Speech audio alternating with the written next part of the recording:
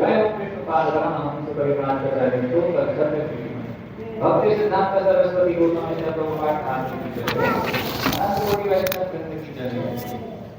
श्रील भक्ति सिद्धांत सरस्वती महाराज श्रील प्रभुपाद आविर्भाव तिथि महामहोत्सव के जय। श्रील प्रभुपाद की जय। निताई गौर प्रेमानंदे हरि हरि बोल।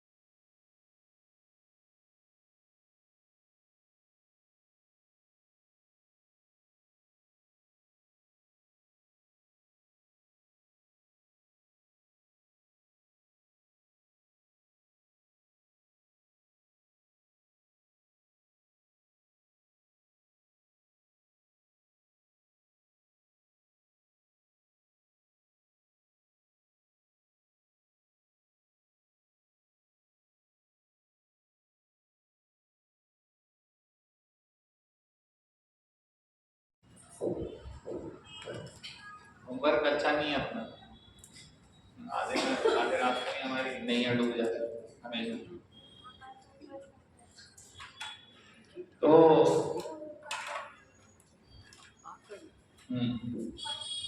क्या बोल रहा था? हाँ, तो आज देखिए, आज तो मान लीजिए आविर्भाव तिथि तो हम जन्मोत्सव बहुत अच्छे से मनाते हैं, जन्मोत्सव को शुभ मानते हैं, लेकिन ऐसे हमारे आचार्य जाते भी हैं तो भी हम उसको शुभ ही मानते हैं। क्यों? क्योंकि भगवान की नित्य लीला में ही गए, तो वो भी शुभ है, इसलिए हम दोनों फेस्टिवल के रूप में मनाते हैं ना। तो आविर्भाव है आज तिथि।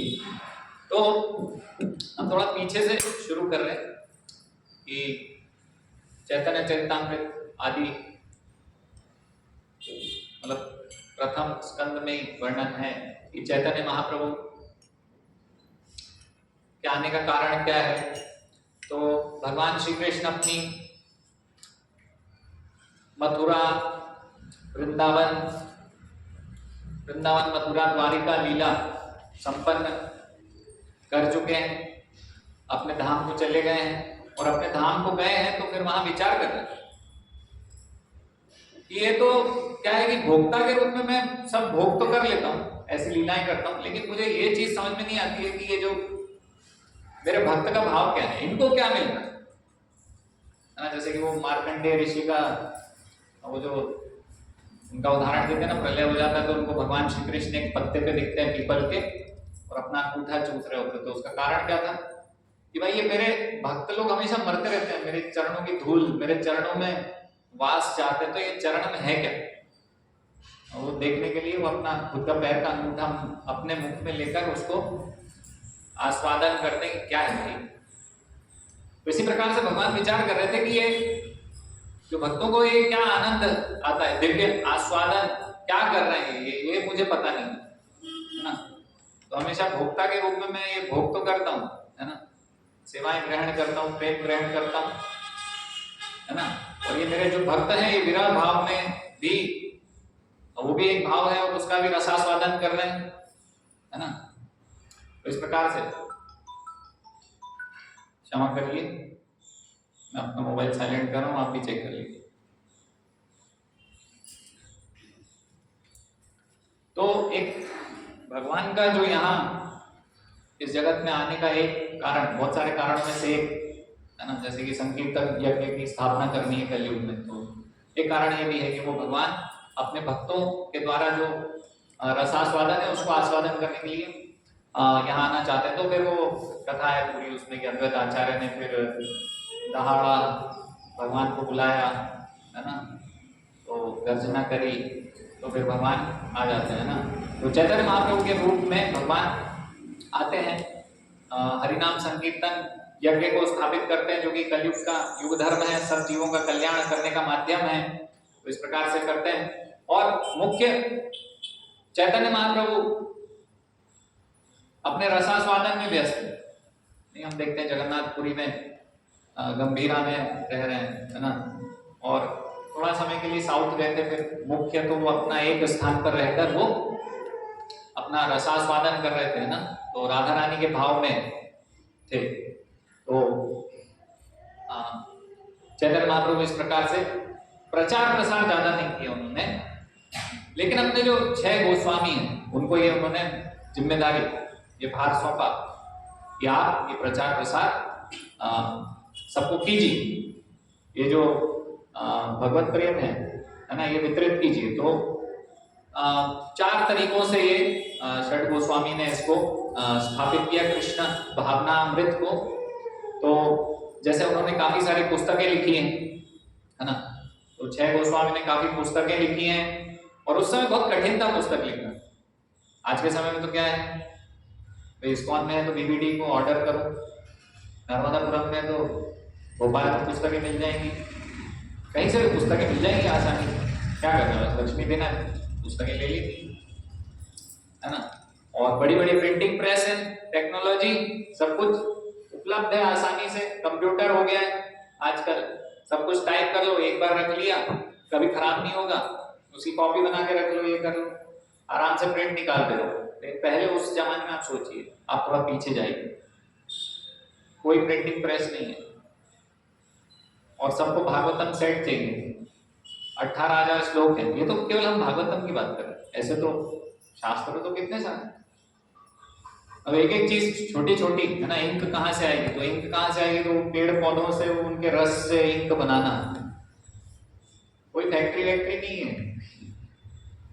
है ना, हाथों से सब मैनुअल मैनुअली, है ना, आजकल ऐसा होता है मैकेनिकल, यानी मैकेनिकल, मैनुअल और ऑटोमेटिक। मैनुअली सब हाथों से खुद करना, तो इस प्रकार से इंक चाहिए, फिर उसके बाद वो लिखने के लिए मोरपंख और स्याही, फिर उसके बाद उसको संभाल के रखना, फिर वो पेड़ के माध्यम से पेपर बनाना। पेपर तो ये बनाना कोई ऐसा नहीं था कि पहले ट्राइडेंट कंपनी बना रही है पेपर, आप आज तो जेके पेपर और ट्राइडेंट और पता नहीं कौन कौन सी कंपनी है पेपर बनाती है। तो पेपर खुद से बनाना है, फिर उसके बाद लिखना है। वो लिखने में भी कैसे कि त्रुटि हो गई तो फिर से उसको फेंकना पड़ेगा, दूसरा लिखना पड़ेगा। आजकल ऐसा है ना कि कंप्यूटर से पता चल जाता है, उसमें त्रुटि होती है तो उसको सुधार देते हैं, फिर अगला जितने प्रिंट निकालना है वो सही हो जाएगी, एक जगह सही कर। तो इस प्रकार से बहुत मेहनत से उन्होंने ये सब लिखा, बारिश से, धूप से, मौसम से बचाना सब चीजों को, और उनकी कॉपीज बनाना। एक से क्या होगा, पूरे संसार में प्रचार करना है भागवत, लिखना पड़ेगा, सब लिखते थे और इस प्रकार से प्रचार किया करते। तो पुस्तकें लिखना, है ना, हम देखते हैं जीव गोस्वामी ने षट संदर्भ लिखा, उसमें लाखों श्लोक, तो इस प्रकार से तो सब लिख रहे थे, तो लिखकर उन्होंने प्रचार किया, अपने आचरण से सिखा रहे थे। वैष्णव आचरण कैसे होना चाहिए, वैष्णवों के बीच में संबंध, डीलिंग्स कैसी होनी चाहिए, है ना। दूसरा ये हुआ। तीसरा, लीला स्थलियां खोज रहे थे चैतन्य महाप्रभु के आदेश से। लीला स्थली, आज तो हम जाते हैं वृंदावन में, हमें पता है राधा कुंड कहाँ है, श्याम कुंड कहाँ है, सीधे जाओ और उसके स्नान का या उसके आचमन का लाभ ले लो। पहले तो पता ही नहीं है कहाँ, तो उसका कैसे, तो बहुत कठिन था। तो ये सब कर रहे थे। लीला स्थलियां जो कि विलुप्त हो चुकी थी, उनको उन्होंने प्रकट किया, फिर जीर्णोद्धार किया, है ना।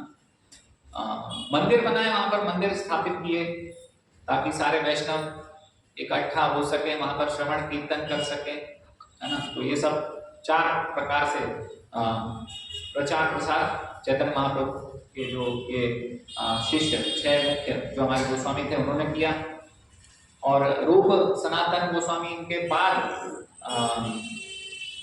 जीव गोस्वामी, और जीव गोस्वामी के जो शिष्य, है ना, तो जो शिष्य थे नरोत्तम दास ठाकुर, श्यामानंद पंडित, श्रीनिवास आचार्य, 3 महत्वपूर्ण आचार्य थे जिन्होंने फिर जीव गोस्वामी के जो कार्य हैं उनको पूरा प्रचार प्रसार में लगे। उन्होंने हजारों कॉपीज इन ग्रंथों की बनाई और वितरित करी, प्रचार किया।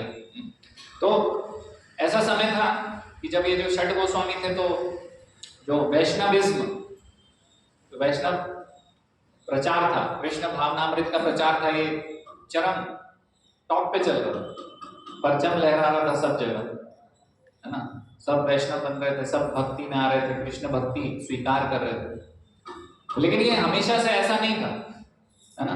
तो हमेशा वैष्णविज्म में कैसा हुआ कि उतार चढ़ाव इस प्रकार से चलता रहा। तो इनके जाने के बाद फिर उतार आ गया, है ना। फिर वो मिश्रित वैष्णविज्म चलने लग गया, है ना। उसमें ठीक प्रचार भी नहीं होता था, आचरण भी वैसा नहीं करते थे वैष्णव, है ना। तो उसमें सब मिक्सअप चलता था। फिर उसके बाद फिर उदय हुआ, विश्वनाथ चक्रवर्ती ठाकुर आए, है ना, उनका समय आया, है ना। उनके शिष्य बलदेव विद्याभूषण, उन्होंने फिर वापस से वैष्णव शुद्ध वैष्णविज्म को प्रचार प्रसार करके पुनर्स्थापित किया, है ना। हमने ड्रामा में किया था ना, बलदेव विद्याभूषण ने किस प्रकार से भाष्य दिया था, है ना, जो हमारे पास पहले नहीं था। तो फिर से काफी विरोध हो रहा था, है ना, और मान्यता नहीं मिल रही थी, है ना। डीटीज को कैसे राधा रानी को हटा दिया गया था, वो सब हमने नाटक किया था, तो नाट्य प्रस्तुति तो जरूर देखा। तो इस प्रकार से फिर से वैष्णविज्म फलने फूलने लग गया, है ना, सही स्थापित हुआ। फिर कुछ समय बाद फिर से अलग अलग प्रकार के अपसंप्रदाय पुनर्स्थापित हो गए, है ना। 13 अपसंप्रदाय हैं, श्रील भक्तिविनोद ठाकुर ने वर्णन किया है ना। तो सखी बेकी जात गोसाई, आउल बाउल करता भाजा, प्राकृत सहजिया स्मार्त, इस प्रकार से, है ना। तो इनमें जैसे जात गोसाई है तो वो बोलेंगे कि हम अद्वैताचार्य के या नित्यानंद प्रभु के वंशज हैं, हम ही असली हैं, अन्य कोई वैष्णव नहीं हो सकता है, केवल ब्राह्मण ही वैष्णव हो सकता है। तो इस प्रकार की चीजें आ गई उसमें। जो कि चैतन्य महाप्रभु ने ऐसी शिक्षाएं नहीं दी हैं। भगवान श्री कृष्ण ने इस प्रकार की शिक्षाएं नहीं दी हैं। भगवद गीता में भगवान कुछ और बता रहे हैं, चातुर्वर्ण्यम न्याय शिष्टम गुणधर्म विभागशाल। और चैतन्य महाप्रभु भी अपने शिक्षाओं में बताते हैं ना कि क्या बोलते हैं कि मैं विप्र नहीं हूँ, मैं ये नहीं हूँ, मैं ब्राह्मण नहीं हूँ, इस प्रकार से वर्णन करते हैं ना। ना हम विप्रो ना चा नरपति ना भी वैश्यो ना शूद्रो, इस प्रकार से होता है। मैं ब्राह्मण नहीं हूँ, मैं शूद्र नहीं हूँ, मैं वानप्रस्थ नहीं हूँ, मैं सन्यासी नहीं हूँ, यतिर ना भी यतिर मतलब मैं सन्यासी भी नहीं हूँ। तो फिर मैं हूँ कौन? तो बोल रहे हैं कि गोपी भर्तु पद कमले और दास अनुदास ना। तो भगवान के भक्तों के दासों का दास, इस प्रकार से बता है ना कि वास्तविकता हमारी ये। तो वो चैतन्य महाप्रभु की शिक्षाएं ये नहीं थी, लेकिन सब गलत शिक्षाएं, पूरा दुष्प्रचार हो चुका था। वैष्णव ऐसा आचरण नहीं करते थे, है ना, नशा भी कर रहे हैं, जुआ भी कर रहे हैं, व्याभिचार भी कर रहे हैं और वैष्णव भी बाबा जी कहला रहे हैं। तो सब इस प्रकार से चलने लगा वापस। तो फिर समय आया, है ना, 1800 के आसपास, है ना, श्रील भक्ति विनोद ठाकुर का आविर्भाव हुआ, है ना। तो दत्त परिवार में थे। तो एक प्रकार से राजाओं के परिवार में वो उनका प्राकट्य हुआ था। श्रील भक्ति विनोद ठाकुर हमारे बहुत महत्वपूर्ण आचार्य हैं, श्रील भक्ति सिद्धांत सरस्वती गोस्वामी महाराज के पिताजी, है ना, तो उनके पिता। तो फिर श्रील भक्ति विनोद ठाकुर आए और उन्होंने फिर ये जो अपसंप्रदाय है उनका खंडन किया। उन्होंने वास्तविकता में जो चैतन्य महाप्रभु का जो प्रचार था और वास्तव में चैतन्य महाप्रभु क्या चाहते थे, है ना, तो ये सब उन्होंने एक पुस्तक में भी लिखा उस समय। और केवल भारत में ही नहीं प्रचार कर रहे थे, उन्होंने कनाडा की लाइब्रेरी में भेजा एक पुस्तक लिखकर। तो आज भी वो कनाडा की लाइब्रेरी में वो पुस्तक है। तो इस प्रकार से उन्होंने सही सही जो वैष्णविज्म है, शुद्ध भक्ति है ना, इन सब जो खंडन किया, ये जो अपसंप्रदाय थे इनका, है ना, तो इनका खंडन किया उस समय। और अकेले ही सब कुछ कर रहे थे, अकेले ही प्रचार प्रसार कर रहे थे। और उस समय वो अंग्रेजों का राज्य था, तो डिस्ट्रिक्ट मजिस्ट्रेट थे, है ना, पोस्ट में। तो अपना जो कार्य था, जज थे, तो वो कार्य भी कर रहे थे, साथ में घर परिवार भी था उनका, है ना। गृहस्थ थे तो अपना गृह कार्य कर रहे थे और अपना ऑफिस का भी कार्य कर रहे थे और प्रचार भी कर रहे थे। तो ये सब कर रहे थे, साथ में अकेले ही प्रयास कर रहे थे। लेकिन उनको लग रहा था कि कहीं ना कहीं अभी और ज्यादा प्रचार प्रसार करने की बहुत आवश्यकता है। तो उनको चाहिए था कोई ऐसा ऐसा साथी चाहिए था ना। तो वो सोच रहे थे कि कोई मेरा ऐसा पुत्र हो, रे ऑफ विष्णु, मतलब स्वयं भगवान अगर आप भी अवतरित नहीं हो रहे हैं तो कम से कम आपकी एक किरण रूप में कोई ऐसा मुझे पुत्र प्राप्त हो जो मेरे इस प्रचार प्रसार को आगे बढ़ा पाए, है ना। तो इसलिए ऐसी प्रार्थना वो जगन्नाथ जी से, जगन्नाथपुरी में थे वो। तो जगन्नाथपुरी में हम गए थे ना, जगन्नाथपुरी इस बार कौन कौन गया था वहां? तो हम चैतन्य गौड़ी मठ में गए थे।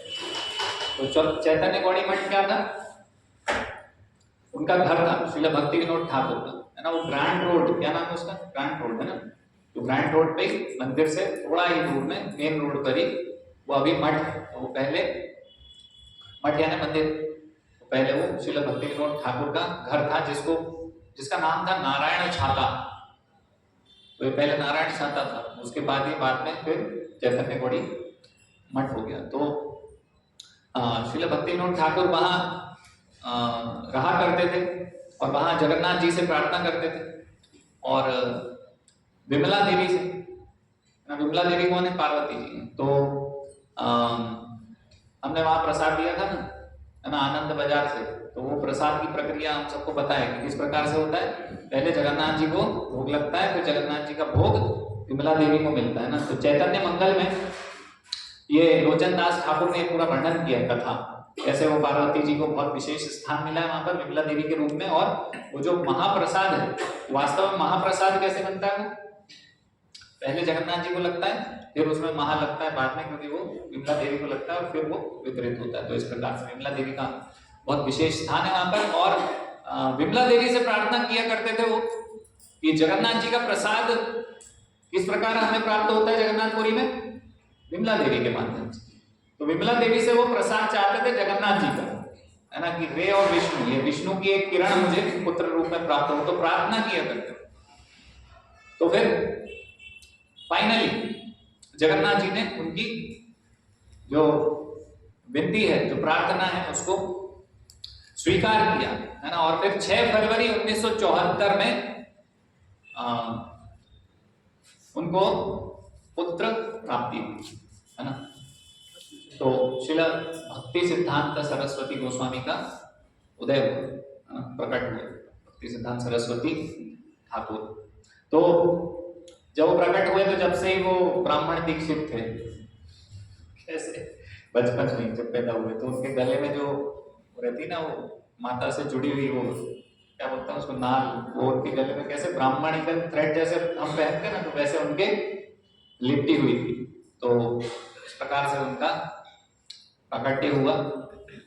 और उनका जब ज्योतिष गणना के अनुसार सब देखा गया, है ना, कुंडली देखते ना बच्चों की कि कोई मूल में तो नहीं है, ये तो नहीं है, कौन सा ग्रह कहाँ है। तो केतु उनका 12वें घर में था। तो केतु 12वें घर में होता है तो इसका मतलब है कि कोई मुक्त जीव है ये व्यक्ति, है ना, लिबरेटेड सोल है, कोई मुक्त जीव। तो उनका जो देखा गया ज्योतिष, तो पता चला कि ये तो कोई मुक्त जीव है। उनके हाथ पैर सब जो लक्षण दिख रहे थे वो कोई बहुत विशेष व्यक्ति के, साधारण व्यक्ति के नहीं थे। तो उनको देखा गया तो वो पूरा उससे पता चल रहा था कि कोई बहुत ही महान हस्ती यहाँ पर अभी प्रकट हुए हैं भगवान की कृपा से। भगवान के कोई दूत हैं जो आए हैं, है ना। बुध आदित्य योग था, यानी बहुत ज्यादा बुद्धिशाली, बहुत ज्यादा बुद्धिमान व्यक्ति हैं ये, है ना, उनके कुंडली में था। और कर्क लग्न था उनका। कर्क क्या है? क्रैब होता है ना, कर्क क्या बोलते हैं उसको? केकड़ा। खच खच खच खच प्रभुपाद बोलते थे ना, क्या बोलते थे? Chopping technique. श्रील प्रभुपाद बोलते थे कि इनका प्रचार कैसा था, मेरे गुरु का चॉपिंग टेक्निक। तो वो क्या करते थे, मायावाद और इस सब का जो खंडन करते थे, बिल्कुल उसको जैसे हम नहीं गाजर मूली काट देते हैं, बिल्कुल एकदम उसके चीथड़े उड़ा देते हैं, सलाद बनाते तो कैसे करते हैं, बिल्कुल इस प्रकार से वो मायावादियों का पूरा ऐसे कचूमर निकाल देते थे, है ना। तो कर्क लग्न में, कर्क लग्न था राशि में। तो इस प्रकार से और भी बहुत सारे लक्षण थे, वो तो पूरे उनके दिव्य लक्षण दिखाई दे रहे थे। कोई दिव्य बालक ने यहाँ पर जन्म लिया है। तो उनका नाम फिर उन्होंने रखा विमला प्रसाद। क्या रखा? विमला देवी के प्रसाद थे ना वो, तो इसलिए विमला प्रसाद उनका नाम रखा। तो कुछ समय बाद ही, जैसे कि फरवरी अभी चल रहा है ना, तो फरवरी में फरवरी के बाद जैसे जुलाई आता है ना, तो कुछ महीने बाद ही रथ यात्रा होती है ना। तो हम भी रथ यात्रा जुलाई में निकाल रहे हैं ना आजकल। तो रथ यात्रा जुलाई में होती है जगन्नाथपुरी में। तो रथ यात्रा हुई तो वही ग्रैंड रोड से ही भगवान का, जगन्नाथ जी का रथ जाता है, तो वहां से रथ निकल रहा था, है ना। तो ऐसा होता है कि जगन्नाथ जी का रथ बीच बीच में रुक जाता है ना, कभी रुक जाता है। और बहुत सारे लोग अगर उसको धक्का लगाते हैं, हजारों लोग, तो भी वो आगे नहीं सरकता है, जबकि उसमें ब्रेक नहीं है कुछ ऐसा कि ब्रेक लगा के रखा है तो आगे नहीं बढ़ रहे, है ना। वो अपने आप ही भगवान की इच्छा से वो आगे चलता है, या भगवान की इच्छा से, जगन्नाथ जी की इच्छा से वो चलता है ना। जैसे हम चैतन्य चरितामृत में पढ़ते हैं ना, एक बार बहुत ऐसा हुआ कि रथ रुक गया, चल ही नहीं रहा है। तो पहलवानों को बुलाया गया कि पहलवानों से खिंचवाएं, देखें आगे बढ़ेगा कि नहीं रथ। काफी समय हो गया, तो आगे पीछे सब जगह पहलवान लगा दिए अच्छे। जगन्नाथ जी के वो कार्ड होते हैं, देखे हैं कभी? हाँ, देखा यूट्यूब पे कैसे होते हैं, खतरनाक एकदम। जगन्नाथ जी के कार्ड होते हैं, आप कभी देखना हो, पहलवान होते हैं। तो ऐसे ऐसे पहलवान लगाए सबकी रथ को आगे पीछे, लेकिन रथ बिल्कुल भी टच से मस नहीं हुआ। फिर क्या करा, हाथी लगाए, हाथियों को लगा दिया, हाथियों से भी नहीं हुआ, और बढ़ा दिया हाथी तो भी हिल नहीं रहा है। फिर क्या हुआ, चैतन्य महाप्रभु है, बोले ठीक है कोई बात नहीं, मेरा रथ मैं चलाता हूं। गए और फिर क्या करा, माथा पीछे लगाया रथ पे, और जैसे ही लगाया धक्का दिया, रथ आगे बढ़ गया, है ना। तो भगवान की इच्छा से रथ रुक जाता है, भगवान की इच्छा से चलता है। एक बार ऐसा हुआ था कि नए नए राजा थे, तो नए राजा ने बोला कि ठीक है भाई, ऐसे नहीं चलेगा, रथ रुकना नहीं चाहिए, यात्रा बराबर चलनी चाहिए, रथ चलता रहना चाहिए। तो क्या करेंगे, हाथी लगाएंगे। और बोले 10 हाथी लगा दो, चलाओ इसको, 5 आगे 5 पीछे, हाँ ऐसे कुछ, मतलब कई दसियों हाथी लगा दिए, रथ आगे नहीं बढ़ा तो नहीं बढ़ा। फिर क्या हुआ, फिर रात में राजा को जगन्नाथ जी ने स्वप्न दिया कि देखो भाई, मेरे हिसाब से मेरा रथ चले, मेरी ये इच्छा है, ये ना चले तो नहीं चलता है, तुम इसमें बीच में अपना टांग मत बढ़ाओ, इसको ऐसे ही चलने दो, हाथी वाथी लगाने से कुछ नहीं होगा, सुधर जाओ। और राजा सुबह आए जगन्नाथ जी को, ठीक है समझ गया, मैं आपसे कभी ये प्रयास नहीं करूंगा। तो इसी प्रकार से जो चैतन्य गौड़ी मठ है, उसके सामने जब भक्ति सिद्धांत महाराज का कुछ महीने पहले ही प्राकट्य हुआ, जन्म हुआ, तो रथ यात्रा हो रही थी और रथ वहां पर जाकर रुक गया। और एक दिन नहीं, 3 दिन 3 रात के लिए रथ रुक गया, जगन्नाथ जी आगे नहीं जा रहे, है ना। फिर क्या हुआ, जो भक्ति सिद्धांत महाराज की जो माता जी की भगवती देवी है ना, हाँ भगवती देवी, तो उन्होंने क्या करा, भक्ति सिद्धांत महाराज को लेकर आई वहां पर। और पहले ऐसा नहीं हुआ करता था कि रथ पे नहीं चढ़ सकते, अगर रथ रुक जाया करता था ना जगन्नाथपुरी में, तो भक्त क्या करते थे, नीचे से ऊपर चढ़ जाते थे, जगन्नाथ जी गले तक लगा सकते। अभी ये कुछ सालों पहले ही ऐसा हुआ है कि जगन्नाथ जी के रथ पर कोई भी नहीं चढ़ सकता। तो देखो हमारा भाग्य, काश हम पहले ऐसे गए होते, जगन्नाथ जी को गले लगा के, नहीं, लेकिन हम नहीं लगा सकते। तो पहले ऐसे लोग गले लगा लेते थे भगवान को, तो ऐसा अलाउड था, है ना, ऐसी अनुमति थी। तो उस समय वो माता लेकर आई उनको, भक्ति सिद्धांत महाराज को, तो विमला, पहले तो भक्ति सिद्धांत महाराज नहीं है, तो बाद में उनको टाइटल मिला, तो विमला प्रसाद को लेकर आई और फिर जगन्नाथ जी के चरणों में रखा।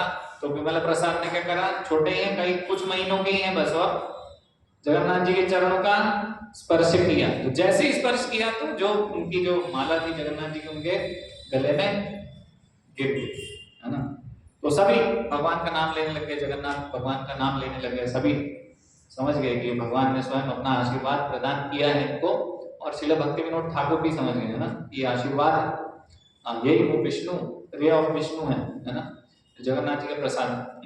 तो इस ये जो हुआ इस प्रकार से, उसके थोड़े ही समय बाद रथ आगे बढ़ गया, फिर अपने आप ही, है ना, थोड़े से प्रयास से। तो ये इस प्रकार से उनके जन्म के समय लीला हुई। और उनका जब अन्नप्राशन हुआ, अन्नप्राशन यानी क्या करते हैं, अन्नप्राशन अन्न खिलाते पहली बार, और कुछ वो ऐसा करते हैं कि भाई कुछ सोना रखेंगे, सोना चांदी रखेंगे, कुछ अनाज रखेंगे, कुछ पुस्तकें रखेंगे, है ना। पहले के समय में भगवत गीता और ये सब रखते थे ना। तो इसी प्रकार से श्रील भक्ति विनोद ठाकुर ने काफी सारा सामान रखा। ये देखते थे कि बच्चा क्या करेगा आगे, नहीं कूद के पांव पालने में दिखते हैं, ऐसा वो कहावत है ना, तो वो देखने के लिए कि क्या करने वाला आगे, ये व्यवसाय करेगा कि क्षत्रिय होगा, हथियार भी रखते थे उसमें कि क्षत्रिय होगा, क्या इसकी रुचि होगी, आगे क्या करेगा, कि ये ब्राह्मण स्वभाव होगा, इसका क्या होगा, शास्त्र पढ़ेगा, क्या करेगा, प्रचार प्रसार करेगा। तो ये देखने के लिए काफी सारा सब कुछ ऐसे सामने सामान रखा गया। और साइड में कोने में भागवतम रखी गई, कोने में, ऐसा नहीं है ना। आज के समय में तो क्या करते हैं कि वो सब रख देते हैं उधर पर, क्या रख देते हैं, ब्रह्म संहिता भी रख देंगे, कृष्ण भावना में पहला कदम, और भक्ति रसामृत सिंधु, भगवत गीता, ये सब रखते हैं, बहुत सारी पुस्तकें रखते हैं। और फिर साइड में कहीं पे दूसरी चीजें रखते हैं, ताकि गलती से बच्चा ऐसे हो, जैसे रख दिया भगवत गीता का, तो देखा, मतलब पहले बोला था ब्राह्मण है, प्रचार करेगा, बहुत बड़ा भक्त है। तो ऐसा नहीं किया उन्होंने जानबूझ के भागवतम के कोने साइड में रखा। और फिर देखा तो भक्ति सिद्धांत महाराज ढूंढ रहे थे कि ये सब में मुझे रुचि नहीं है, कुछ महीने के ही बच्चे हैं, बालक। वो गए, साइड में गए, कोने में गए, भागवतम उठाया और उसको अपने हृदय से लगा, है ना। तो मतलब हम समझ सकते हैं उनकी लीलाओं से कि वो कोई साधारण व्यक्ति नहीं थे, महान महान कोई भगवत धाम से आए हुए भगवान के प्रचार के लिए व्यक्ति भेजे गए थे। और बचपन में ही उनका जो निश्चय कितना दृढ़ था हम देख सकते हैं कि जब छोटे से बालक थे, है ना, बहुत छोटे, उस समय क्या हुआ कि भक्ति विनोद ठाकुर आम लेकर आए, तो आम लेकर उन्होंने रख दिया था घर, टेबल पर रख दिया। तो भक्ति सिद्धांत महाराज आए और उन्होंने खा लिया, विमल प्रसाद आए, खा लिया। अभी भक्ति विनोद ठाकुर ने पूछा कि क्या आपने खा लिया? बोले हाँ मैंने खा लिया। बोले भगवान को भोग लगाया था? बोले नहीं लगाया। अरे आपने भोग लगाए बिना खा लिया? तो इतनी सी बात थी। और विमल प्रसाद ने वही प्रण ले लिया कि आज से आजीवन में आम नहीं खाऊंगा, और फिर उन्होंने कभी भी जीवन में अपने आम नहीं खाया। अभी आम का सीजन आने वाला है, सब रास्ता देख रहे हैं। अगर मैं आज भी कसम खा लूं इस दिन पे, तो भी आने वाले 1-2 महीने में आम खा ही जाऊंगा, है ना। आम की अलग अलग डिश बनेगी, आम पापड़, आम का अचार, आम का क्या बोलते हैं पन्ना, आम का क्या क्या बनाते हैं, आम का जूस भी बनाते हैं, आम रस, सब खा जाऊंगा, कुछ भी नहीं छोड़ूंगा। और अलग अलग वैरायटी के आम लाऊंगा रोज। तो ये तो खाए नहीं, लंगड़ा, केसर, ये सब अलग अलग। तो आप देखिए भक्ति सिद्धांत महाराज को उनके शिष्य भी आम के सीजन में आम लाके दिया करते, खा लीजिए गुरुदेव, ले लीजिए। नहीं, बोले मैं बहुत अधम हूं, मैं बहुत पापी हूं, मैंने अपराध किया। और बचपन से लेके आखिरी तक उन्होंने कभी आम नहीं खाया। तो प्रण लेने में इस प्रकार से तो प्रण ले लिया, सो ले लिया। और हम लोग चर्चा करेंगे कि क्या क्या किस प्रकार से उनकी लीलाएं थी अद्वितीय और अलौकिक। कहाँ गए हमारे संजीव देव जी? अलौकिक, हाँ अलौकिक थी। तो इस लोक से नहीं थी ना, मैसेज हम लिखते रहते अलौकिक आनंद। तो हाँ, और 7 वर्ष की आयु में उनको पूरे भगवत गीता के 700 श्लोक रट गए। और रटने का अर्थ ये नहीं, अभी हम देखते हैं परस में कितने साल के बेटा, क्या तुम्हें 7 श्लोक आते हैं? तो 700 श्लोक उनको याद है ना। और ऐसा नहीं था, व्याख्यान भी दे सकते थे, भक्तिमय व्याख्यान देके प्रचार कर सकते थे, किसी को भक्ति में ला सकते थे। इस प्रकार का ज्ञान था उनको 7 वर्ष की आयु में श्रीमद् भगवत गीता के विषय। तो पूरा याद था भगवत गीता पूरा, प्रचार भी किया करते थे 7 वर्ष की आयु से ही। और उसी समय की बात है कि भक्ति भवन, श्रील भक्ति विनोद ठाकुर अपना एक घर बना रहे थे कलकत्ता में, तो उसका नाम था भक्ति भवन। वो बना रहे थे, तो उसकी खुदाई के दौरान उनको कुर्म, भगवान कुर्म की एक मूर्ति मिली थी। तो भक्ति विनोद ठाकुर को जैसे मिली तो उन्होंने भक्ति सिद्धांत सरस्वती महाराज को दिया, और उनको साथ में गुरु मंत्र भी दिया कि आप ये डीटी वर्शिप कीजिए, ये विग्रह की सेवा कीजिए, और नरसिंह मंत्र दिया था, गुरु मंत्र। तो वहीं दीक्षा भी उन्होंने दे दी थी। बाद में फिर उन्होंने गौर किशोर दास बाबा जी से दीक्षा दिया। पहले गुरु जो भक्ति सिद्धांत महाराज के थे, उनके पिताजी श्रील भक्ति विनोद ठाकुर ही थे। तो और बचपन से ही वो गणित में, ज्योतिष में बहुत दक्ष थे, और अन्य जितने भी सब्जेक्ट थे सभी में, विशेष इसमें तो बहुत दक्ष थे। तो बहुत कम उम्र थी उनकी, है ना। और उनकी फोटोग्राफिक मेमोरी थी, श्रुतिधर, एक बार सुनते थे और फिर हमेशा के लिए उनको याद हो जाती थी चीजें, है ना। तो स्कूल में क्या करते थे वो, स्कूल में तो नरोत्तम दास ठाकुर की प्रार्थना और प्रेम भक्ति चंद्रिका पढ़ा करते थे। है ना। गौर किशोर दास बाबा जी से कोई पूछता था ना कि भक्ति कैसे प्राप्त होगी, तो क्या बोलते थे वो, ये 2 पुस्तकें पढ़ लो भक्ति मिलेगी, है ना। तो ये थी नरोत्तम दास ठाकुर की 2 पुस्तकें, है ना, प्रार्थना और प्रेम भक्ति चंद्रिका। तो स्कूल में वो पढ़ते रहते थे, उनके टीचर नाराज होते थे, क्या कर रहे हो, ध्यान नहीं देते कक्षा में। तो वो बोलते थे कि देखिए मुझे पता है आप क्या पढ़ा रहे हैं, तो आप ये पढ़ाने वाले और आप इसके बाद ये पढ़ाएंगे, इसके पहले आपने ये पढ़ाया था, तो मतलब जो अभी चल रहा है पहले क्या हुआ बाद में क्या होगा, फाइनल एग्जाम में क्या क्वेश्चन आएंगे, उसके क्या आंसर है, और आपको क्या डाउट हो सकता है वो भी मैं क्लियर कर देता हूँ। तो टीचर को वो भी क्लियर कर देते थे कि देखो आपको कोई समस्या हो तो मुझे पूछ लेना, मैं बता दूंगा। तो टीचर को एकदम लाजवाब कर देते थे, तो लाजवाब टीचर बोलते थे ठीक है आप जो पढ़ रहे हो वही पढ़ लो, उसी में हमारी भलाई है, हमारा ऐसे इज्जत का फालूदा सबके सामने मत करो। तो वो लाइब्रेरी में रहते थे, खुद से ही पढ़ लेते थे, सब याद हो जाता था एक बार, बस ऐसे ही, है ना। कलकत्ता की कोई लाइब्रेरी थी कि तो उसकी इतनी पुस्तकें थी, उनको सब पता था, तो वो पुस्तक ऐसे बता, ये पुस्तक में इस पन्ने पे ये लिखा है ना। अभी तो हमारी हालत खराब है, भागवतम चैतन्य चरितामृत हमारे जीवन में कंप्लीट कब होगी यही सोचते रहते, इतनी सारी पुस्तकें प्रभुपाद की, कब पढ़ेंगे कब नहीं पढ़ेंगे। तो भक्ति सिद्धांत महाराज बहुत बड़े स्कॉलर थे, संस्कृत के बहुत बड़े विद्वान, है ना। तो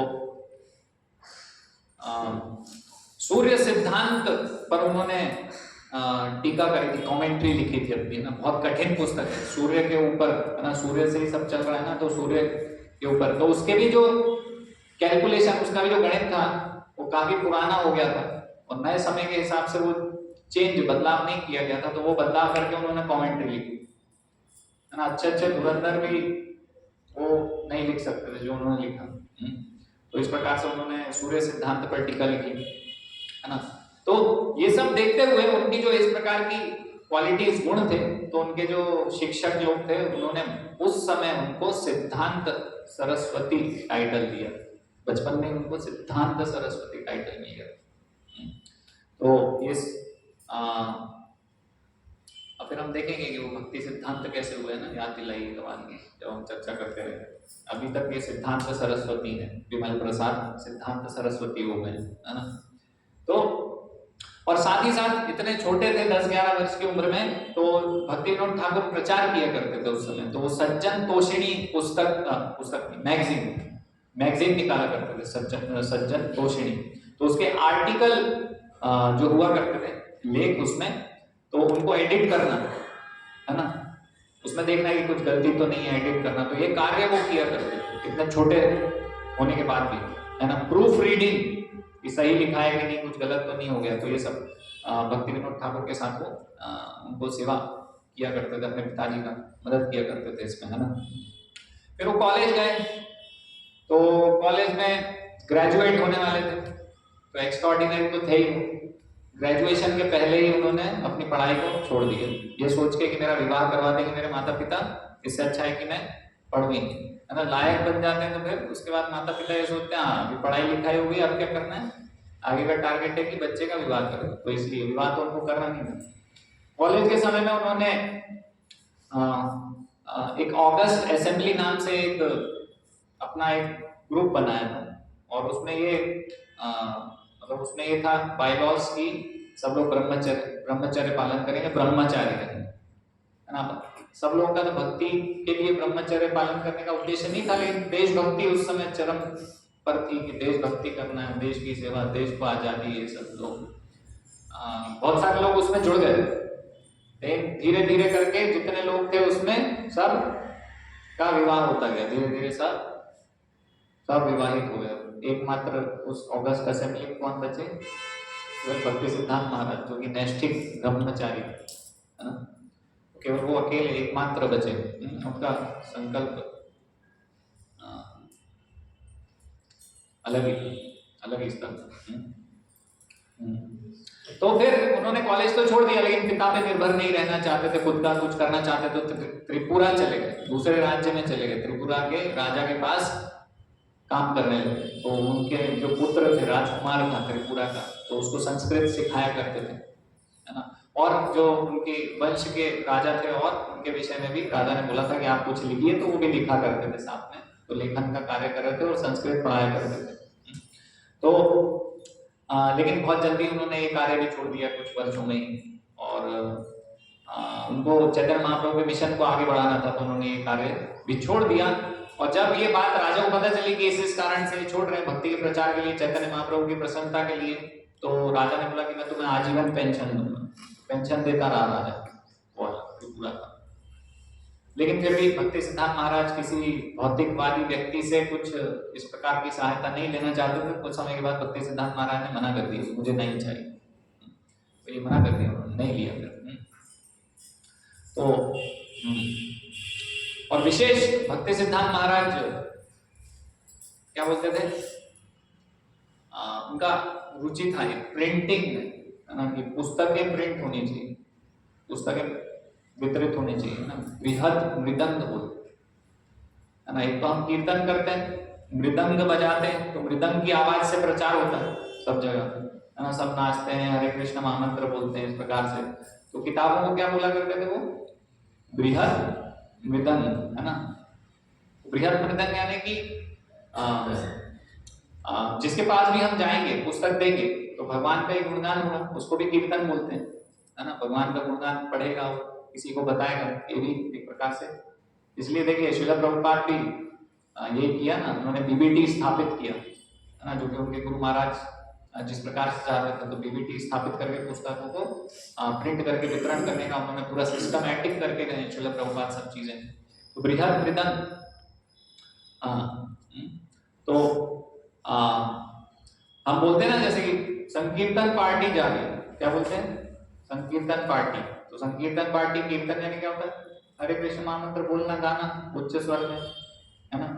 लेकिन हमारे यहाँ जो पुस्तक वितरण टीम रहती है उसको संकीर्तन पार्टी बोलते हैं, क्योंकि पुस्तकें भी उससे बड़ा रूप है संकीर्तन का, है ना। तो कई बार ऐसा हुआ ना कि श्रील प्रभुपाद के शिष्य कहीं गए हैं, पहली बार गए हैं, कोई दूसरे तीसरे देश में गए हैं, और वहां पर पहले से ही भगवत गीता थी और पहले से ही लोगों ने पढ़ रखी थी। बोलते अरे आपके पास कहाँ से, बोले मैंने यहाँ से लिया, वहां से लिया, पहले से ही प्रचार हो रखा है। तो इस प्रकार से पुस्तकें बृहद मृदंग, है ना। तो पुस्तकें प्रिंट करने में एक तो प्रभुपाद भक्ति सिद्धांत महाराज ये बोलते थे जीवंत मृदंग भी। तो जीवंत मृदंग कौन थे, उनके जो सन्यासी शिष्य थे। बृहद मृदंग कौन था,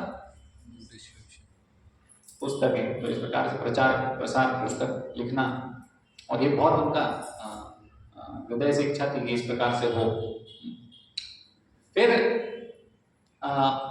1914 में श्रील भक्ति विनोद ठाकुर का तिरोभाव हो गया, और वो इस भौतिक जगत से अपने कृष्ण लीला में प्रवेश कर गए, चले गए। और एक वर्ष बाद ही जो गौर किशोर दास बाबा जी, वो भी इस जगत से भगवान के धाम को वापस चले गए। तो अभी भक्ति सिद्धांत महाराज अकेले हैं, मतलब उनके गुरु थे, कौन थे, गौर किशोर दास बाबा जी। हाँ, गौर किशोर दास बाबा जी, गौर किशोर दास बाबा जी गुरु थे किसके, भक्ति सिद्धांत सरस्वती ठाकुर।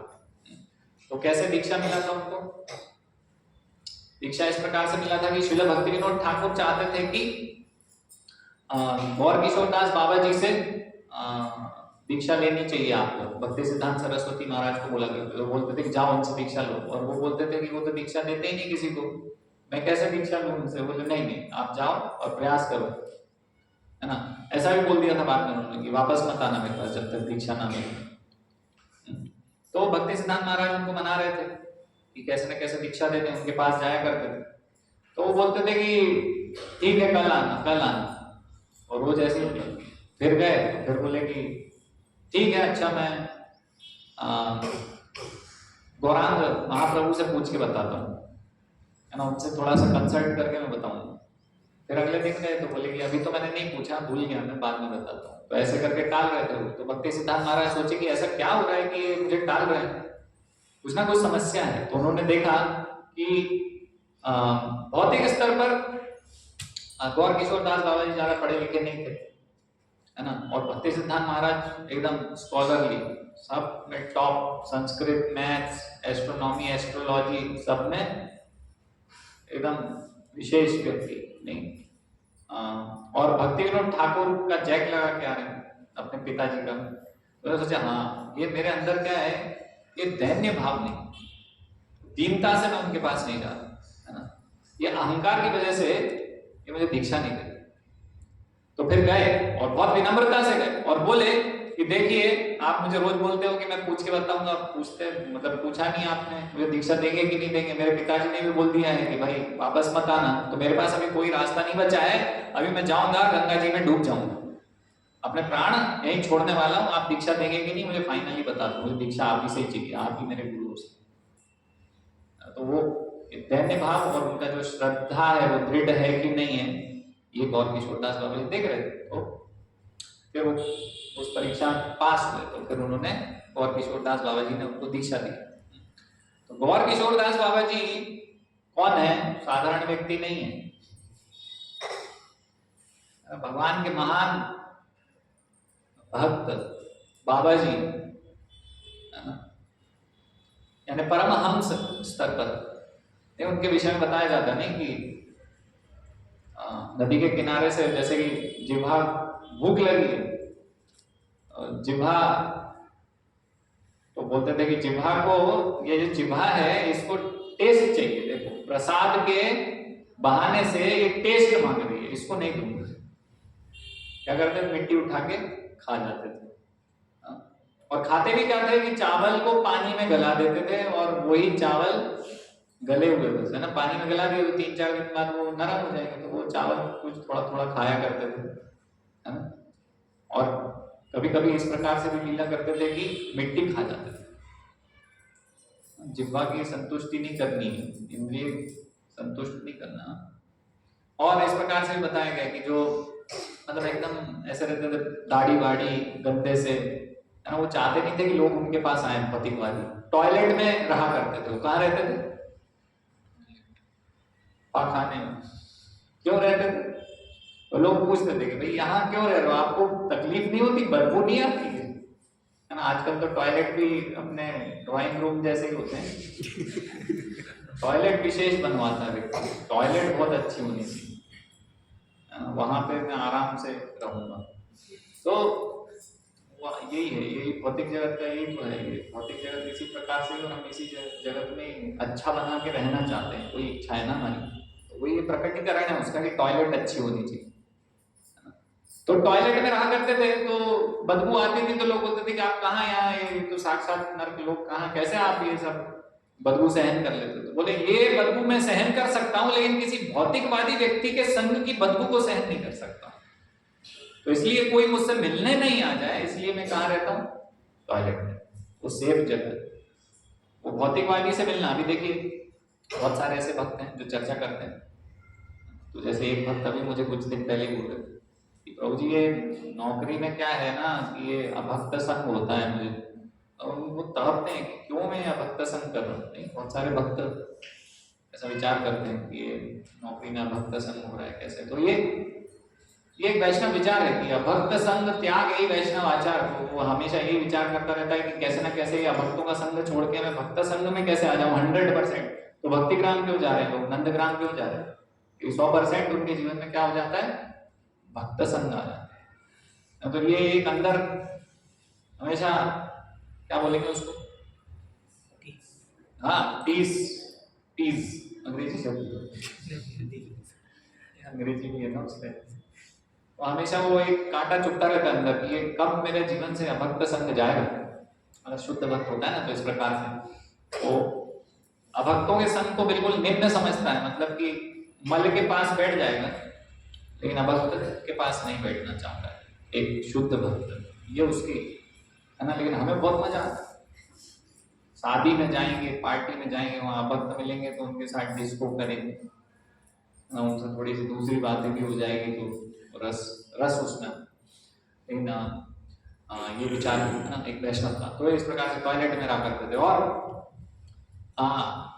शमशान में जाके वो जो मुर्दा है उसके कपड़े लाते थे, उसको धो धा के उसमें गठान लगा लेते थे और उसकी माला बना के जप किए थे, उससे जप किए करते थे।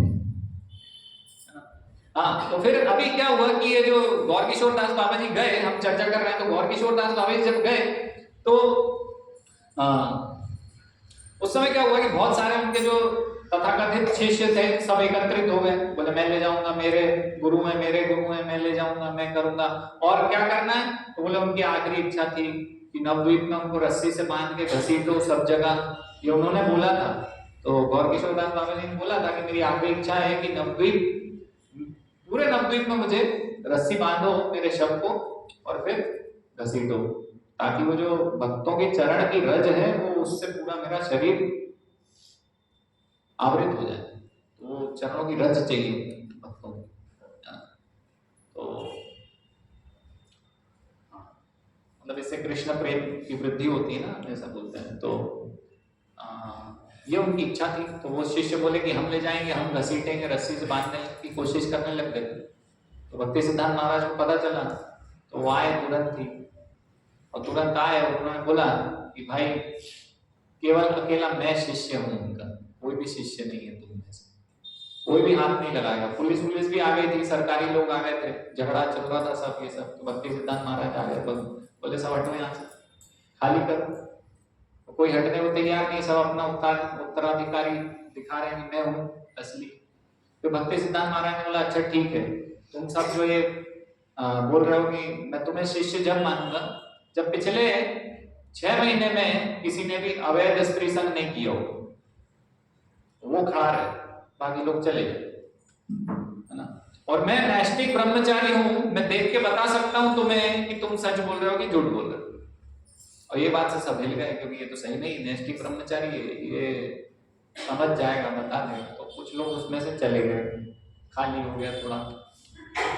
आप कैसे भक्ति सिद्धांत महाराज खाली कर लेते। फिर बोले अच्छा ठीक है, आप बताओ 3 महीने से किसने अवैध स्त्री संग नहीं किया। वहां पे सब बाबा जी थे, वो सब शिष्य जो कह रहे थे कि मैं गौर किशोर दास बाबा जी का शिष्य। घड़ी मत देखिए मनोज जी, नहीं। भक्ति सिद्धांत महाराज का एक और 7 घंटे एक बार उन्होंने कक्षा ली। कितने घंटे? नॉर्मल कक्षा, मतलब साधारण जो कक्षा ले रहे हैं 6 घंटे 7 घंटे। और आज हम उनके ही बारे में गुणगान कर रहे हैं, तो कम से कम 6 घंटे करना चाहिए, 1 घंटा कम करेंगे। तो शिष्य वहीं पे ही लेट जाते थे, उनके मुंह से फेन आ जाता था। हम ही कहीं टपक जाएंगे साइड। फिर एक शिष्य उनमें से हिम्मत करके गए भक्ति सिद्धांत महाराज। वो बोल कैसे रहे, आप देखो कितनी विनम्रता है भक्तों में। बोले महाराज आप थक गए होंगे, आप थक गए होंगे महाराज, रेस्ट कर लो। एक वरिष्ठ सन्यासी है तो इस्कॉन के, तो वो अपने मंदिर पहुंचे कहीं से बाहर से। उन्होंने बोला कि ठीक है अभी कक्षा नहीं करूंगा, आराम करूंगा। तो शिष्यों ने कहा ठीक है, बिस्तर लगाने लग गया, आराम करेंगे महाराज। क्या कर रहे हो बेटा, क्यों क्या हुआ? आपने तो बोला आराम करना है। बोले आराम, बोले जब करूंगा मैं। जब क्या है, जब आराम ही तो है, जब में क्या है। ऐसी भगवान की कथा वास्तव में जब हम थोड़े से एलिवेटेड, मतलब कि थोड़े से उच्च स्तर पे पहुंच जाते हैं, तो भगवान की कथा आराम लगती है हमें। ये सांसारिक क्लेश, ईर्ष्या, द्वेष, कपटीपन, यही सब तो मिल रहा है। और क्या मिल रहा है बाहर दुनिया में? आपको क्या देंगे आप भक्त लोग? इसके अलावा कुछ नहीं देंगे। फ्रस्ट्रेशन, एंगर, उनसे ही मिलेगा, है ना। तो यहाँ भक्तों के संग में जब श्रवण कीर्तन होता है तो वास्तव में वो आराम होता है।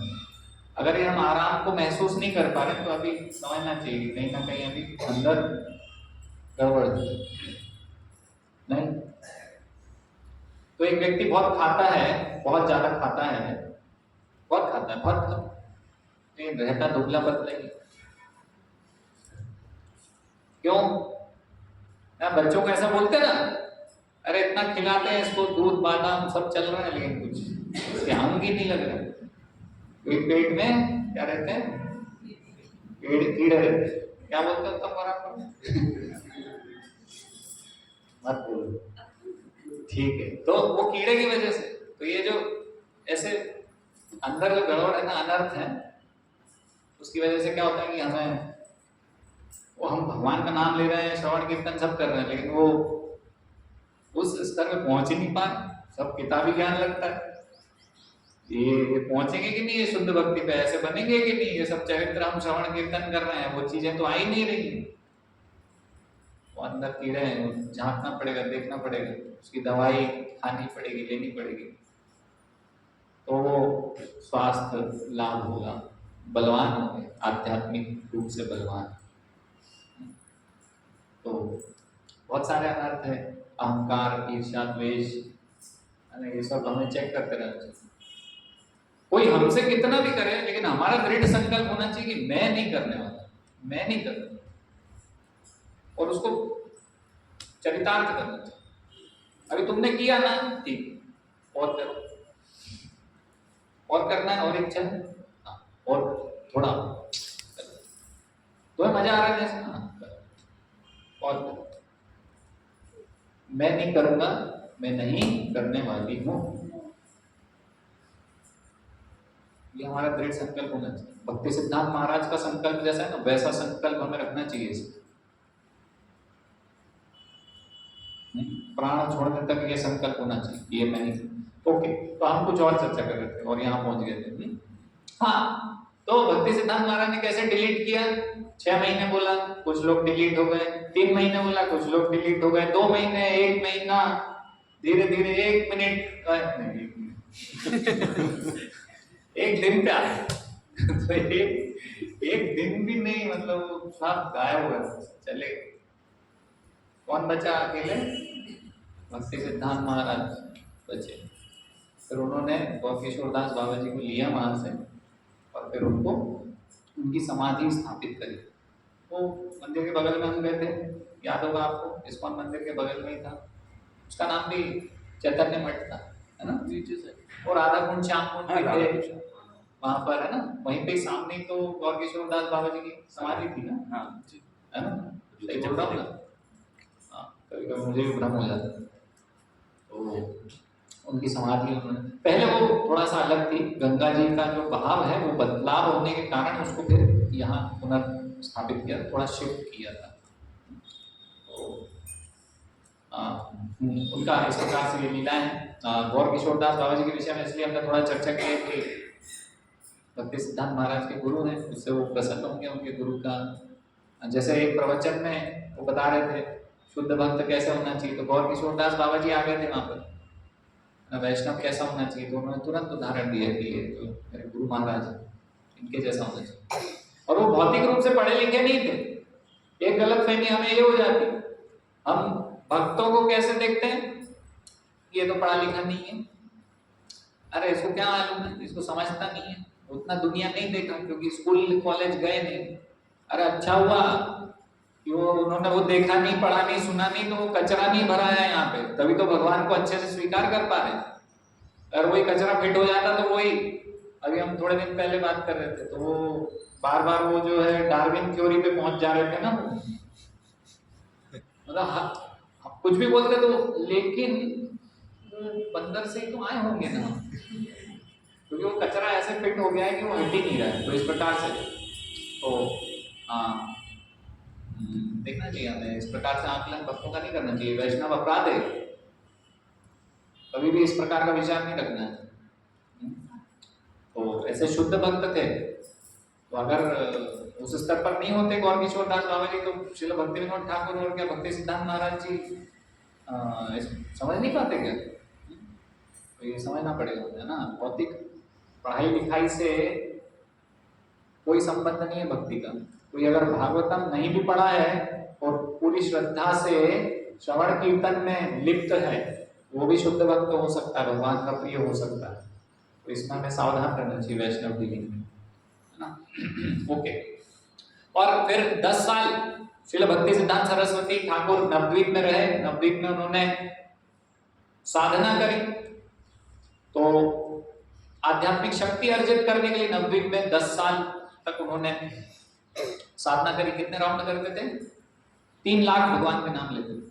192 राउंड्स। कितने? एक दिन हम कर लेंगे तो उस दिन हमको पागल खाने भेजना पड़ेगा, पागल हो जाएंगे। 64 माला करके देखो, पागल हो जाओगे। 192। और सही में कृष्ण प्रेम में पागल हो चुके थे। खाने का होश नहीं, खाते पीते क्या खा, अरे हमने जब देखा नहीं था, वही जहाँ चैतन्य मठ की बात करें तो वहां एक शिला रखी थी, पत्थर। तो नेचुरल चीज जो मिलती थी, गंगा के जल, पानी कैसे पीना है, तो गंगा जी में गए और पानी पी रहे।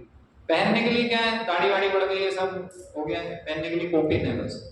टूटी फूटी झोपड़ी है, उसमें भी पानी आता तो अंदर पानी गिरता डायरेक्ट, और छाता लेके बैठे रहते कि भाई इसको सुधारूंगी, अपने 192 जब करूंगा। तो समय नहीं है ना, अब तो मेरा घर के लिए समय नहीं है। आपका हाल ये नहीं हो जाएगा छतरी लिए तो छाता लेके बैठते थे, पानी आता था तो बचने के लिए अपना जप करते रहते, हरे कृष्णा कृष्णा कृष्णा हरे हरे, हरे राम। तो 192 राउंड्स कर रहे थे। खाने पीने का कोई ठिकाना नहीं, बस एक बार वो कैसे खाते थे, हाथ पीछे करके एक बार में वो पत्थर के ऊपर रखते थे, प्लेट का सिस्टम नहीं था, और जो एक बार में मुंह में आ गया उसको उतना खा लिया, बस हो गया, फिनिश। अभी तो हम बोलते हैं कि एक और पराठा, क्या ढंग से सर्विंग नहीं करते प्रभु जी लोग, है ना। प्रभु जी ने हमें कम दिया प्रसाद, बगल में ज्यादा दिया प्रसाद, वो हमेशा दूसरे की थाली में हमें ज्यादा दिखता है और अपनी थाली में हमेशा कम दिखता है। तो ये भावनाएं हैं, ये सीखना पड़ेगा हमें, ये हमारे आचार्य हमें सिखाने के लिए ये सब करते हैं। बस ये सुनना है, इस कान से मजा लेके सुन के उस कान से निकालने के लिए नहीं है ये लीलाएं।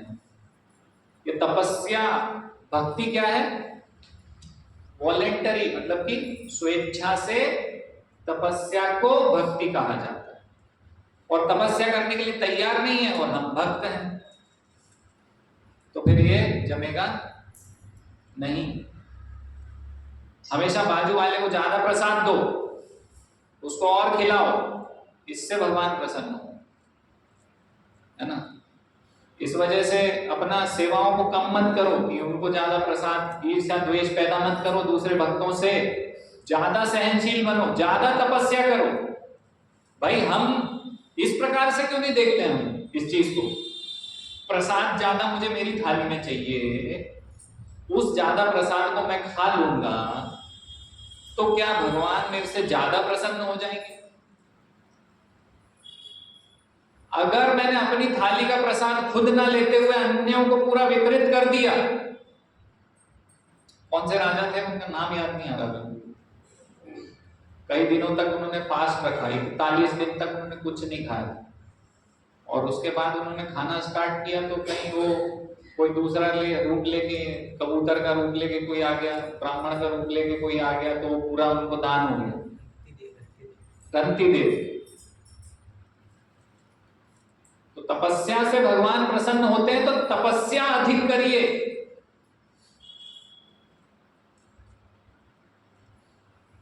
है ना, किससे प्रसन्न होंगे भगवान, आप लोग बताइए सोच के। ज्यादा मैं प्रसाद खा लूंगा उससे, कि ज्यादा तपस्या करूंगा उससे, अन्यों को प्रसाद वितरण करूंगा अपने हिस्से का उससे, या मैं ये दृष्टिकोण रखता हूं कि इनको ज्यादा मिला, उनको ज्यादा मिला, मेरे साथ भेदभाव हो रहा है, मेरे साथ ये हो रहा है। एक बहुत बड़ी समस्या है ये जो हीन भावना है ना, हीन भावना हमारे अंदर विकसित हो जाती है।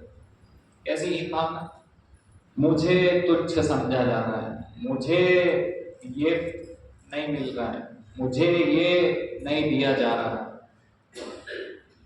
ये जो हीन भावना आ जाती है ना अपने अंदर, इससे हम भक्ति में बहुत पीछे हो जाते हैं। तो ये हीन भावना से निपटना होगा हर एक भक्त को।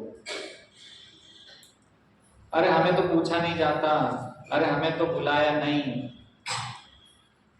ये जो हीन भावना अपने अंदर आ गई ना, तो उससे क्या होता है, फिर हम वो भक्त आते हैं सामने, अपना अपना एक ग्रुप बना लेते हैं, है ना, एक 2-4 का ग्रुप बन जाता है, उस ग्रुप में यही सब फिर हम खिचड़ी बनाते रहते हैं। क्यों? क्योंकि अभी ये ग्रुप वाले एक दूसरे को सुनते हैं, ये सब खिचड़ी एक दूसरे की। दूसरे ग्रुप वाला तो हमारा विरोध कर देगा, तो उनके पास नहीं जाना है। केवल ये 4-5 लोगों का ग्रुप रहेगा, उसी में ही सब खिचड़ी बनाते रहो आपस में। तो हम क्या करते हैं, एक दूसरे के जो ये अनर्थ हैं उनको बढ़ावा देते हैं। अरे हमारे साथ ऐसा हुआ था, हाँ मैंने भी देखा, उस दिन ऐसा हुआ था, तुम्हें याद है वो? और उसमें क्या हुआ था, पहले तो आग थी और आग में क्या करा हमने, घी डाल के उसको, और तो देखना पड़ेगा। ऐसे ग्रुप हैं, अगर हमारे, तुरंत छोड़ दो उस ग्रुप को, दूसरा ग्रुप ज्वाइन कर। We need to change the group now. उसी समय समझ लेना चाहिए, हाँ हूँ हाँ हुआ, और वो जो आग को और लपटों को बढ़ाया, वास्तव में अभक्तों का ग्रुप है। भक्तों का ग्रुप कभी भी ऐसा नहीं करेगा। तो इस अभक्त ग्रुप को तुरंत छोड़ना हो, जो हमारे अंदर हीन भावना को पैदा करता है, उस ग्रुप को तुरंत छोड़ना पड़ेगा। जो हमें भक्ति में उत्साह देखता है, फिर वो ग्रुप ढूंढो, आसपास कौन सा ग्रुप है, उस ग्रुप को ज्वाइन करो। ऐसे भक्तों के साथ मत रहो, तुम्हारी भक्ति का नाश होने वाला है जल्दी से, तुम्हें पता भी नहीं लगेगा। हमें क्या होता है कि अहंकार ऐसा हो जाता है कि हमें समझ में नहीं आता कि हमारी भक्ति का नाश हो गया, और हम सीना तान के मंदिर में घूम रहे होते। लेकिन एक नंबर के बेवकूफ हैं, एक नंबर के बेवकूफ हैं। हमने अपनी पैर पे कुल्हाड़ी मार ली और सीना तान के घूम रहे हैं, तो इसमें कौन सी समझदारी? मूर्ख हो आप। तुरंत ऐसे ग्रुप को छोड़ो जो आपके अनर्थों को बढ़ावा देता है। तुरंत अपना भक्त संग चेंज करो, चेंज करने की आवश्यकता है उसको। ये एक टेस्ट है, अगर कोई सही में वैष्णव है और भक्त है, तुरंत आपकी गलतियों को पॉइंट कर दे। क्यों? क्योंकि आपका सुहृद है, आपकी भलाई चाहता है। जैसे विदुर धृतराष्ट्र के परम मित्र थे, उन्होंने बताया कि तू कुत्ते का जीवन जी रहा है। क्या बोला? भागवतम पढ़ लेना, क्या लिखा है, क्या लिखा है भागवतम में? धृतराष्ट्र को क्या बोला विदुर ने? तू किसके टुकड़ों पर पल रहा है? जिसने तेरे 100 पुत्रों को मारा, 101 पुत्रों को, तो उनके टुकड़ों में पल रहा है कुत्ते। छोड़ दे अभी इसको, वानप्रस्थ जीवन ले, अभी निकल जाए यहां से। तूने जीवन भर मेरी बात नहीं सुनी, अब सुन ले, अपना जीवन सुधार ले, अपनी मृत्यु सुधार ले, निकल यहां से। तब धृतराष्ट्र बेइज्जत होके घर से गए, लेकिन वास्तव में विदुर ने उनको भगवत धाम पहुंचा दिया। किसने पहुंचाया? वास्तव में विदुर ने जो कड़ी बातें बोली, इसलिए बोली, मजा आ रहा था विदुर को। विदुर को बहुत आनंद आता है धृतराष्ट्र को कुत्ता बोलने में, लेकिन उसने वास्तविकता बताई। तो सुहृद व्यक्ति, सुहृद भक्त, वास्तव में वास्तविक वैष्णव कौन होगा? जो आपको आपके मुंह पर सीधा सीधा बोल देगा, ये आपका अनर्थ है, इसको सुधार लो, इसको सुधारने की जरूरत है। जो आपके अनर्थों को बढ़ावा नहीं देगा। साधु कौन होता है? साधु वही है असली साधु, जो आपके अनर्थों को काट सकता है। गुरु असली वही गुरु है जो आपके अनर्थों को काट सकता है। आपके अनर्थ आपको यहीं चिपका के रखेंगे। जैसे वो बैलून रहता है ना, वो हाइड्रोजन भरी रहती है उसमें, तो उड़ता रहता है आसमान में। कैसे बंधा होता है? धागे से। तो ये हमारे जो अनर्थ है ना, ये इस भौतिक जगत से बंधी हुई रस्सी है और हमें भगवत धाम पहुंचने नहीं दे रहे। हमारा स्वभाव उस बैलून जैसा है कि अपने आसमान में हम पहुंच जाएं, लेकिन वो रस्सी हमें बांधे हुई है इस जगत से। तो कोई व्यक्ति चाहिए जो कैंची लेके आएगा, काटेगा। अभी कैंसर का ट्यूमर हो गया, तो कोई व्यक्ति चाहिए कि वो ट्यूमर को काट के अलग करे। आप बोलोगे कि मुझे तो दर्द होता है, लेकिन वो बोलेगा कि दर्द होता है तो हो, मुझे तो तुम्हारी जान बचानी है, मैं तो तुम्हें ऐसे मरने नहीं दूंगा। अब तुम दर्द सहन करो, चाहे कुछ करो, दवाई ले लेना, जो भी लेना हो, लेकिन मैं अभी ट्यूमर काट दूंगा। तो वास्तव में हमें सब समझना पड़ेगा, ध्यान देना पड़ेगा, हीन भावना से बाहर निकलना पड़ेगा। ये हीन भावना शुरुआत है अनर्थों की, अपराधों की तरफ जाने की। ये हीन भावना की वजह से क्या करते हैं, फिर हरे कृष्णा नहीं बोलते हम। बगल से प्रभु जी निकल गए, हमने बोला ही नहीं हरे कृष्ण। क्यों? अब हम हीन भावना, हमारे साथ तो भेदभाव हो रहा है, तो हम हो गए हीन, अब वो हो गए हमसे श्रेष्ठ। तो श्रेष्ठ और हीन का कोई मैचिंग नहीं है। तो मनोभाव में वो अपने आप आ जाएगा, आपके आचरण में अपने आप आ जाएगा, और वो चीजें फिर अपराध की तरफ आपको ले जाएंगी। फिर आप वैष्णव अपराध करने लग गए तो फिर तो समझ लो आप गए काम से। तो सबसे पहले हीन भावना से निकलो, अन्यों को भी निकालो, अन्यों के अनर्थों का दर्शन करवाने वाले वैष्णव बनो। उनके जो खरपतवार में और खाद पानी मत डालो, उनके खरपतवार को उखाड़ के फेंको, जिससे वो वास्तविक जो फसल है वो बढ़े, वास्तविक में जो उनकी भक्ति है वो बढ़े, है ना। तो ये सब ध्यान रखना पड़ेगा भक्ति करते समय। भक्ति ऐसी आसान नहीं है, इतनी भी आसान नहीं है भक्ति कि मैं माला कर लेता हूँ, मैं माला कर लेती हूँ, मैं आगे सेवा कर देती हूँ। अब वो माता जी से भले मैंने कुछ भी बोल दिया, सेवा तो करी ना मैंने, तो वो सेवा तुम्हारी पानी में मिल गई भाई। जैसे प्रभुपाद बताते हैं कि अग्नि में पानी भी डाल रहे हो साथ में, और लकड़ी भी डाल रहे हो, क्या होगा? भड़केगी नहीं, अग्नि जलेगी नहीं। पानी मत डालो, आज से बंद करो ये पानी डालना। और बहुत सारे ऐसे लोग हैं जो कि आपकी भक्ति की अग्नि पर पानी डाल रहे हैं, तो आप उनको पहचानो, कौन ऐसा व्यक्ति है जो मेरी भक्ति में मेरा वास्तव में शत्रु है, मेरा मित्र नहीं है। पहचानो कौन है ये शत्रु, उससे दूर रहने की आवश्यकता, समझ रहे हैं? तो ये सब समझना पड़ेगा। तो हाँ, हम काफी इधर उधर चले गए हैं। अभी हम चर्चा कर रहे हैं श्रील भक्ति सिद्धांत सरस्वती ठाकुर नवद्वीप में 192 राउंड करते थे और वैराग्यपूर्ण जीवन जी रहे थे। और उस समय तो जंगल था पूरा नवद्वीप, है ना। तो भक्ति विनोद ठाकुर ने अपने एक व्यक्ति को भेजा था, कुंज बिहारी प्रभु। तो उनको भेजा कि आप देख के आओ। कुंज बिहारी प्रभु बहुत प्रचार करना चाहते थे। कुंज बिहारी प्रभु को बोला कि आप नवद्वीप जाओ देखना। तो नवद्वीप में गए तो भक्ति सिद्धांत महाराज को ढूंढ रहे हैं, तो बोल रहे हैं कि बहुत स्कॉलर व्यक्ति है, ऐसे व्यक्ति वैसे व्यक्ति, कहाँ रहते हैं बताओ, तो कोई बता ही नहीं पा रहा है। बोले ऐसा व्यक्ति कोई है? बोले हाँ, एक थोड़ा सा पागल जैसा व्यक्ति है जो निताई गौरंग चिल्लाता रहता है ना। तो इस प्रकार से चिल्लाता रहता है वो, और निकलता है गंगा जी में स्नान करता है, वापस चला जाता है। ऐसे पागल जैसा व्यक्ति है वो वहां रहता है। अच्छा वही है। उससे मिले तो बोले हाँ यही तो है भक्ति सिद्धांत महाराज। और बोले अच्छा, तो बोले कि प्रचार करना है। बोले कल आना, है ना। तो कुंज बिहारी प्रभु को बोला कि कल आना, प्रचार करना है, आज बताओ। ठीक है कल आता हूँ। चले गए, कल पहुंचे। तो ये चेंज क्या हुआ कि भक्ति सिद्धांत महाराज तो कोपिन में फटे हाल और इस प्रकार से थे। फिर अगले दिन भक्ति सिद्धांत महाराज पूरा चेंज, सैफरन दंड दिए हुए सन्यासी बन गए। सन्यासी खुद ही सन्यास ले लिया उन्होंने। क्यों सन्यास ले लिया? प्रचार प्रसार करने के लिए, है ना। क्योंकि बाबा जी वाइट में हुआ करते थे, तो वो इस प्रकार से नहीं बताना चाहते थे कि हम परमहंस स्तर पर आ गए। क्योंकि तो जो 13 अपर संप्रदाय थे उन्होंने वो बाबा जी के वेश में सब हर कुछ कर दिया था, तो वो विश्वास रहा नहीं।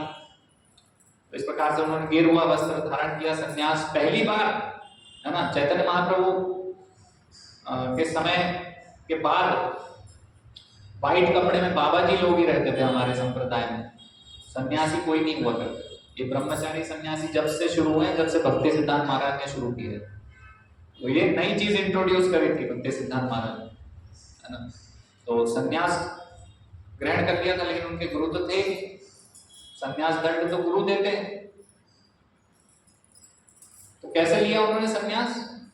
खुद ही फोटो रखी अपने गुरु की, और किशोरदास बाबा जी की, और फोटो से उन्होंने दंड लिया और खुद को ही अपने को टाइटल दिया भक्ति सिद्धांत सरस्वती। तो यहां से वो भक्ति सिद्धांत सरस्वती ठाकुर, समझ में? अद्भुत आचार्य जो कोई नहीं कर सकता ऐसा कार्य भक्ति सिद्धांत महाराज ने किया। वो सन्यासी हो गए, कलकत्ता जाकर मंदिर 64 मठ उन्होंने स्थापित किए, है ना। और बहुत प्रचार किया। हम जाते हैं तो आज हम देखते हैं कि जहां जाते हैं वहां गौड़ी मठ मिल जाते हैं, है ना, बहुत सारी। तो इस प्रकार से उन्होंने शुरुआत करी गौड़ी मठ की।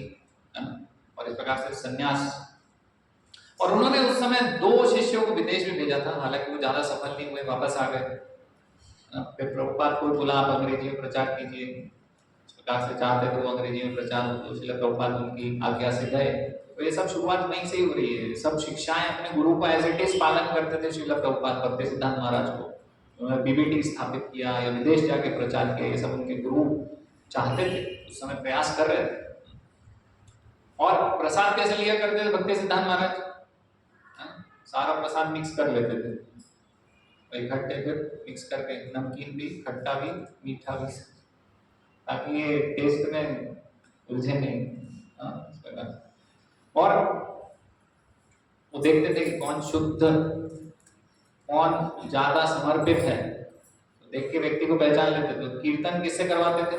वो भले ही आड़ा टेढ़ा गा रहा हो, लय ताल सब सुर, कोई अता पता नहीं है, लेकिन ऐसे व्यक्ति को हमेशा कीर्तन में बैठा दे, जो अंदर से शुद्ध रूप से भक्ति करना चाहता था, करता था, उसको कीर्तन का अवसर दिया करते थे। तो अभी तो हम देखते हैं कि भाई गुरु को नहीं पता है ना, हमारे शिक्षा गुरु को नहीं पता है कि कीर्तन किसको करना चाहिए। हम अपना आकलन करते हैं, हमारे हिसाब से उसको कीर्तन नहीं दिया, इसको नहीं दिया, ऐसा होना चाहिए, वैसा होना चाहिए। खुद ही अपने आप से शिक्षा गुरु बन जाते हैं, सेल्फ डिक्लेयर गुरु, है ना। ऐसे देखना चाहिए कि हम कहीं सेल्फ डिक्लेयर गुरु बन के तो नहीं घूम रहे मंदिर, ये चेक करना बहुत जरूरी है ना। जिसको बिठाया है, जो अथॉरिटी है, उसको तो नहीं मान रहे, खुद ही सेल्फ गुरु बन के घूम रहे हैं मंदिर में, और किसी के अंडर में नहीं है, आजाद पंछी की तरह। लेकिन भैया ये तो फिर गुरु शिष्य परंपरा है ना, वो परंपरा में नहीं हो तो तुम तो इस्कॉन में हो ही नहीं। यहाँ तिलक लगा रहे हो, कंठी माला पहन रहे हो, दीक्षा लेनी है, लेकिन किसी के अंडर में नहीं हो, आसमान साफ है तुम्हारा, अपनी मन मर्जी से भक्ति होती है यहाँ, है ना। कई भक्तों की अपने मन, मतलब क्या बोलते हैं, अपने आप में खुदा के बाप। तो अपने आप में खुदा के बाप नहीं होना चाहिए, क्योंकि बाप हमारा कोई और है यहाँ पर, ये है सब हमारे पिता, वो पहले से ही हैं, वो पहले से ही निर्धारित कर रहे हैं। उनके भी शिष्य हैं, उनके शिष्य के शिष्य हैं जो कि हमारे पिता हैं, है ना। तो छत्र छाया में रहकर भक्ति होती है, मार्गदर्शन में भक्ति होती है। और मार्गदर्शन स्वयं से नहीं आता है कि मैं मेरे हिसाब से कर लूंगा, वो गुरु शिष्य परंपरा से आता है। तो ये आजादी छोड़नी पड़ेगी, ये इंडिपेंडेंट नेचर हमें छोड़ना पड़ेगा। स्वयं से निर्धारित करना चीजों को, स्वयं से ऐसा नहीं ऐसा होना चाहिए। भाई तुम हो कौन? सबसे पहले अपने आप को निम्न समझना तो शुरू करो सबसे पहले, फिर बात करना। क्योंकि निम्नता नहीं है तो वास्तव में वैष्णविज्म है नहीं, अभी वो पहली सीढ़ी पे नहीं है हम, है ना। वो क्या है, धाव तो वही और धाव तो वही है, कहीं बाहरी अपने कहीं उड़ रहे हैं हम खुले आसमान में। तो इसलिए शरणागत होना चाहिए। इसलिए महाराज अपने दीक्षा का जो नियम दिया है उसमें लिखते हैं स्पष्ट रूप से, मेरे प्रतिनिधियों को पालन करना पड़ेगा।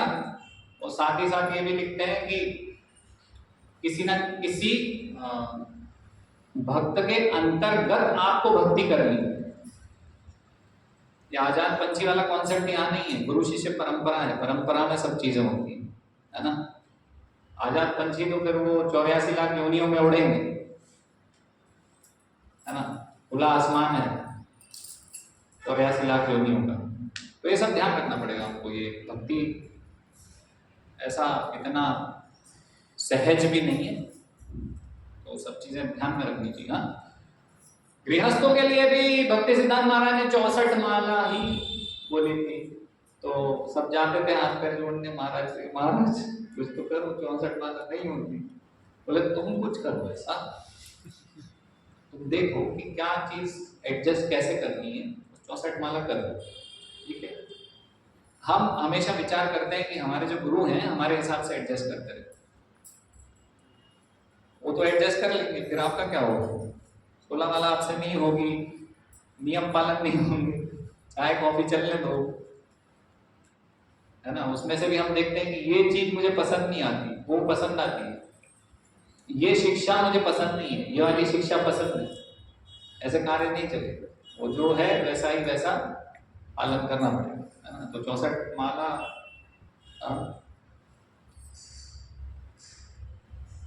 मंगल आरती तो गृहस्थ भक्तों के लिए नहीं है, कई जगह ये भी चलता है। नहीं भाई, हम किस परंपरा में वो देखना पड़ेगा, है ना। हमारे कैसे गुरु थे, कैसे स्ट्रिक्ट थे। हाँ, मायावादियों को भक्ति सिद्धार्थ महाराज पकड़ पकड़ के प्रचार किया करते थे, कहीं भी कोई भी सन्यासी मिल जाता था, तो तुम भगवान के स्वरूप को नहीं मानते हो, पकड़ के झंझोड़ देते थे। आज से ही मानना प्रारंभ करोगे तो ठीक है, पहले तो मैं आपके स्वरूप के ही शरणागत हो जाता हूँ, भगवान तो हाथ में मिलेंगे मुझे, खतरनाक है।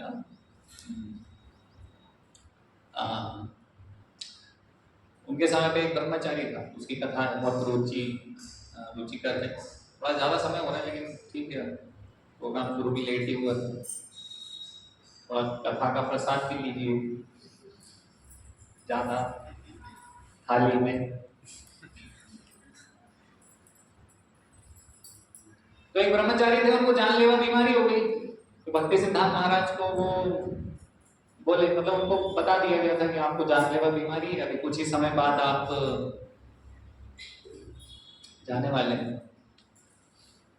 तो ब्रह्मचारी ने कहा कि मेरी माता अकेली है, कुछ समय बचा है, भक्ति सिद्धार्थ महाराज मुझे घर जाने की आज्ञा दीजिए। तो भक्ति सिद्धार्थ महाराज बोले, नहीं बेटा, आज्ञा नहीं है।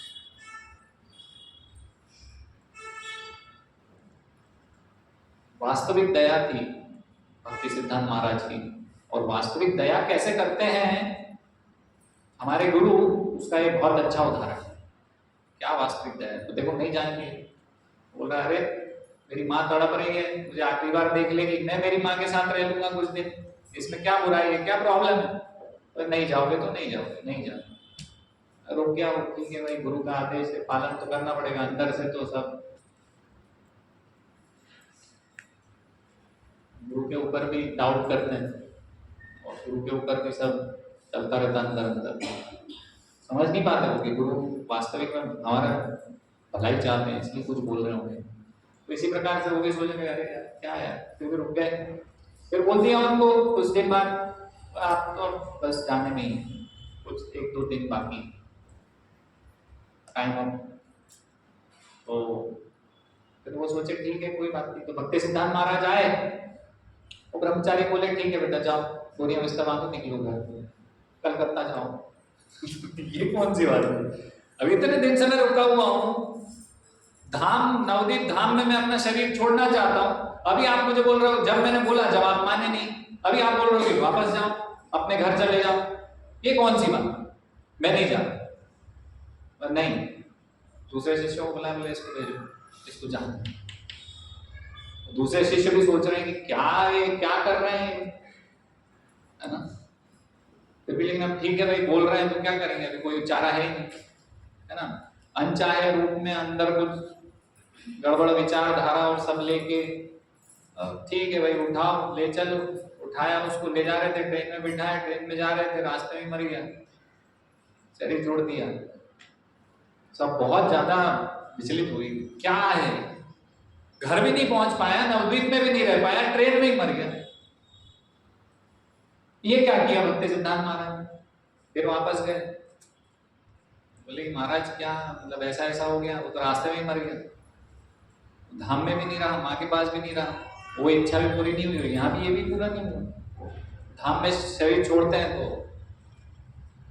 भगवत धाम पहुंच जाते हैं, वो भी अवसर चला गया उसके पास, तो इतना उसने सेवा किया, इतना सब अपना जीवन समर्पित किया आपको, मतलब डाउट कर रहे थे ना कि आप उसका भला नहीं कर पाए। आप सोच के बताइए कि वास्तव में भक्ति सिद्धार्थ महाराज भला नहीं करता है,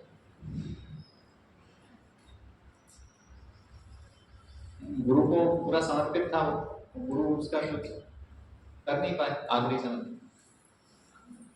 फिर भक्ति सिद्धार्थ महाराज ने समझाया, देखो यहां जब वो था ना तो माँ की याद कर रहा था, तो धाम में भी होने पर वो धाम का जो उसका लगाव, जो विचार होना चाहिए कि धाम है ना, भगवान की लीलाओं के विषय में और भगवान के विषय में विचार और वो सब उसकी मनोवृत्ति नहीं थी, क्योंकि उसका मन कहाँ लगा था? उसके घर में। जब मैंने उसको यहां से धाम से वापस बाहर भेजा ना, तो धाम से बाहर जाने के कारण उसके अंदर पूरा धाम का जो वास का जो विचारधारा होना चाहिए वो आ गई, अन्यथा वो नहीं आती। तो वो धाम से अलग हो ना, तो वो सोचने लगा वो धाम वास से, धाम भगवान के विषय में और भगवान की लीलाओं के विषय में, तो उसका पूरा जो विचारधारा था वो कृष्ण भावना भावित हो गया। तो बोले यहाँ रहता तो शायद वो भगवत धाम नहीं जाता, लेकिन उसने क्योंकि धाम से दूर गया, उसकी पूरे जो मनोचेतना थी वो पूरी धाम की मनोचेतना हो गई, और उसने शरीर छोड़ा तो जरूर भगवत धाम गया हो। इस प्रकार से भक्ति सिद्धांत महाराज ने सुनिश्चित किया कि वो भगवत धाम जाए। तब उनके शिष्यों को समझ में आया कि बात तो सही। अभी आपको समझ में आया कि नहीं आया? है ना? तो और बहुत सारी कथाएं बाकी हैं। एक बार भक्ति सिद्धांत महाराज ने भगवान के नाम की महिमा के ऊपर व्याख्यान दिया। तो कितने दिन दिया? 4 दिन। भक्ति सिद्धांत महाराज जब व्याख्यान करते थे तो मायावादियों के बीच में गए, एक बार सहजियाओं के बीच में गए, और फिर भागवतम का पहले स्कंद का पहले श्लोक पे 1 महीने तक व्याख्यान दिया।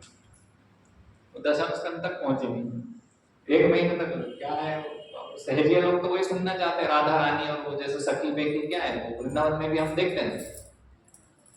क्या है वो, कौन कौन से गाने हैं? राधा चले आएंगे बिहारी बहुत सारे हैं यार इसमें।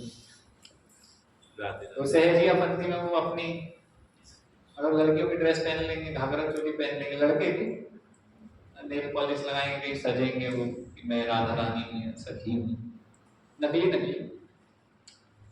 गौर किशोर नाथ बाबा जी इसलिए तो बोलते थे कि वो है ना, उनके बगल में एक कुटिया बना के साधु रहने लग गया था, तो वो नकल करता था। तो उनने बोल दिया था कि भाई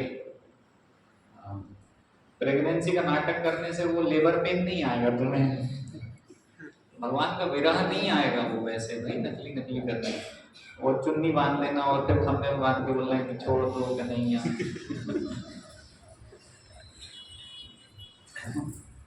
ना ऐसे। वहां जाके उन्होंने फिर मतलब वो लीलाओं पर नहीं, पूरा शुद्ध भक्ति के विषय में पूरा व्याख्यान 1 महीना, और बोले कि 18,000 श्लोक हैं और हर एक श्लोक को 1-1 महीना सुनाऊंगा तुम्हें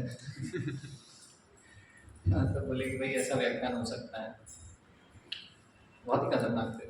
सिम्हा गुरु बोलते थे ना, तो सिम्हा गुरु के मतलब हाँ, तो अभी पहले उसको कंप्लीट करते बहुत इंटरेस्टिंग स्टोरी पे आते हैं। तो 10 नाम अपराध के ऊपर उन्होंने मतलब नाम की महिमा के लिए गए थे और नाम अपराधी बोलते थे, ऐसा नहीं करना चाहिए, ऐसा नहीं करना चाहिए। उन्होंने पुस्तक भी कोई लिखी थी कि ये नहीं करना चाहिए वैष्णवों को या भक्ति में ही सब, एक पुस्तक। तो 10 वैष्णव अपराध के ऊपर ही बोलते रहे 4 दिन तक बोल। तो लोग आए फिर हाथ जोड़े, बोले कुछ नाम की महिमा भी तो होता था। बोले ये भी तो नाम की महिमा है कि ये नहीं करना है, ये नहीं करना है, ये नहीं करना है, तो यही तो करते रहते हैं। तो ये भी सुनना पड़ेगा, ये भी समझना पड़ेगा, तब तो नाम की महिमा का असली मतलब समझ में आएगा कि ये नहीं करना है। 10 नाम अपराध पे बोलते रहे, नाम की महिमा के विषय कुछ नहीं। वही बोले कि यही महिमा है ना। बहुत सारी लीलाएं कौन कौन सी लीला समझ में आ रहा है।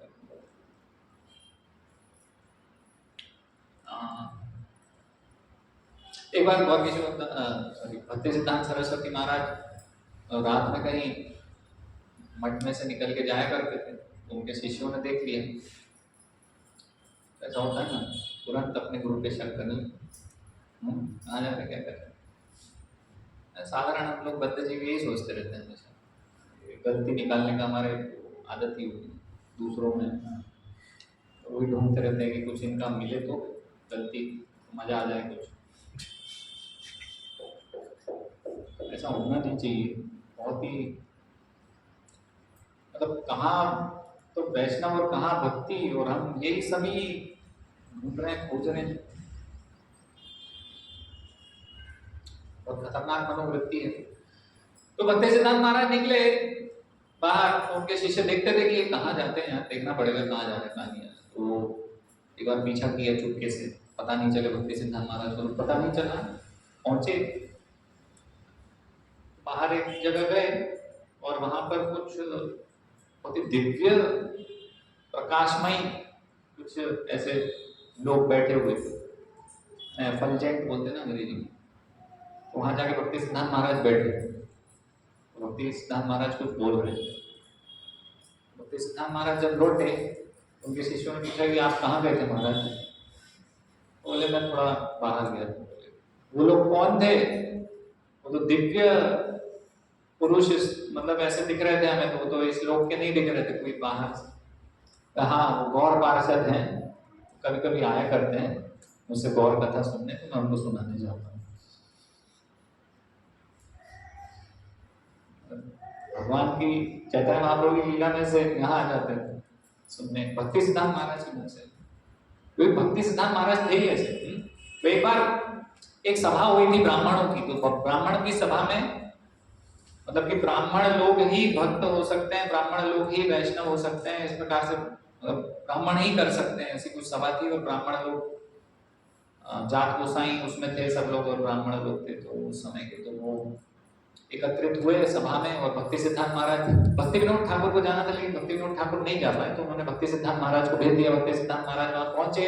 भक्ति सिद्धांत महाराज जब पहुंचे तो उन्होंने वहां पर 3 दिन व्याख्यान किया।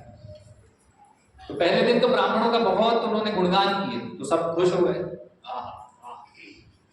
ब्राह्मण, मतलब जो ब्राह्मण थे ना, जन्म से ब्राह्मण, हो सब सोच रहे, वाह बहुत बढ़िया, सही बोलो, वाह, है ना। ऐसे ही होता है ना, जब भक्त हमारे मन की बात बोलते हैं तो बहुत अच्छे लगते हैं, उस भक्त से हमारी बहुत अच्छी हो जाती है, तो यही मेरे मित्र है ना। तो वैसे ही नकली भाव है ना, और ये सब भी नहीं होना चाहिए। थोड़ा सा किसी ने कुछ हमें सुधारने के लिए बोल दिया तो वो तो बेकार है, 3rd क्लास भक्त है। और जो हमारी हाँ में हाँ मिला है वो बहुत अच्छा भक्त होता है। तो ब्राह्मणों का बहुत गुणगान किया, जैसे हम बोलते हैं नमो ब्राह्मण देवाय गौ ब्राह्मणिताय च। तो भगवान भी ब्राह्मणों को सुरक्षा प्रदान करना चाहते हैं, ब्राह्मणों की सेवा भगवान ने करी। जब खुद अवतार आता है भगवान का तो सेवा करते हैं ब्राह्मणों की। इस प्रकार जो बहुत श्लोक बोला भक्ति सिद्धांत, सब भूले नहीं समाये। फिर भक्ति सिद्धांत महाराज ने अगले दिन बोला कि भाई देखो, लेकिन कलयुग में ब्राह्मणों की स्थिति क्या है। सब उनकी हवा निकलती गई। फिर वास्तव में वैष्णव ब्राह्मण से उच्च है, ये स्थापित किया। तो बहुत जोर शोर से पूरा वहां पर इतना बढ़िया वक्तव्य दिया कि सब, फिर बाद में भक्ति सिद्धांत महाराज के जैसे ही खत्म हुआ तो सब, इतनी भीड़ थी वहां पर, बहुत भीड़ थी, सब आके भक्ति सिद्धांत महाराज के चरणों में पैर छूना चाहते थे। तो वहां पुलिस ने सिक्योरिटी के लिए भक्ति सिद्धांत महाराज को तो ले गए, लेकिन उनकी चप्पल, जो जूते थे, वो उनको पानी में भिगाया और फिर पानी ऐसे ऐसे सब पे छिड़क के सबको शांत किया, सबको आशीर्वाद मिल गया, चिंता मत। जो ब्राह्मण थे वो जो बहुत ईर्ष्या द्वेष हो गया था उनको, कुछ ब्राह्मणों को, उन्होंने भक्ति सिद्धांत महाराज को मारने का प्लान किया, इनको जान से मार। 25,000 रुपए पुलिस वाले को दे दी रिश्वत। उस समय जब लोगों की तनख्वाह 10-20 रुपए 50 रुपए हुआ करती थी, 10-20 रुपए तनख्वाह हुआ करती, उस समय 25,000 रुपए, आज के तो करोड़ों रुपए दे दिए। ये तो बहुत खतरनाक आदमी, ये तो हमारा सब रोटियां धंधा पानी चौपट, और इसको मारो। और वो एक तुरंत ही वो पुलिस वाले को पैसे दे दो। पुलिस वाला भी मुरीद था, हो गया था भक्ति सिद्धांत महाराज का, वो आ गया। उसे भक्ति सिद्धांत महाराज बोला कि देखो घूस तो मैंने ले ली है, आती लक्ष्मी को क्यों जाने दो, लेकिन मैं बता रहा हूँ कि आपको मारने वाले हैं, आप थोड़ा देख लीजिए, सतर्क हो जाइए।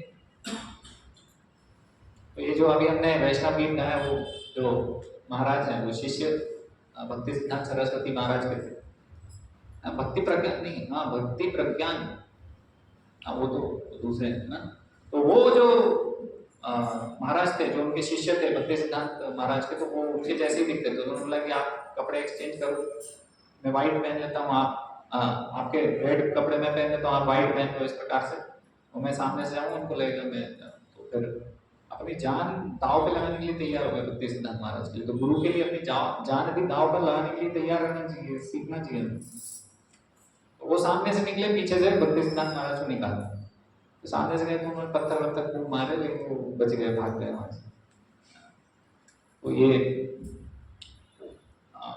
हुआ था। तो और भी है, लेकिन अभी हम इसको यहीं समाप्त कर दें, बहुत ज़्यादा समय हो गया है। श्रील भक्ति सिद्धांत सरस्वती गोस्वामी गौपाठ ठाकुर की जय।